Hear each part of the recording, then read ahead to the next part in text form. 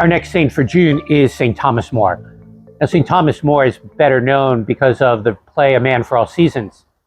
Refresh your memory, St. Thomas More was Chancellor of England under King Henry VIII. He was a known philosopher, a great man of learning, and an extremely devout Catholic.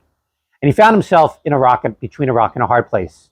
When Henry VIII wanted to divorce his legal wife, Queen Catherine of Aragon, to marry his mistress and to break from the Church of Rome, he wanted Thomas More to broker that. But Thomas thought by retiring and simply disappearing from public life, he could avoid having to confront the king.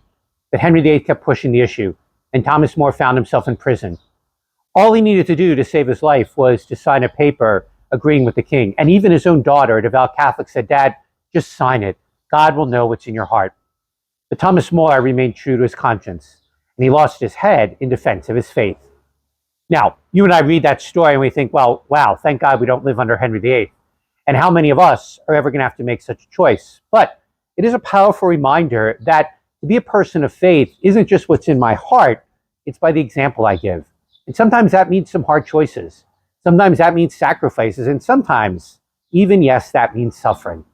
And St. Thomas More could have easily escaped all of that, lived a life of comfort and ease simply by signing the paper. But he didn't. Instead, he chose to remain true to what mattered most, his conscience and his relationship with God. And that's a powerful reminder in our very divided culture that our conscience always has to be our guiding principle. It may not be easy to stick to it as Thomas More did, but it's always worth it because it makes us a true follower of Christ.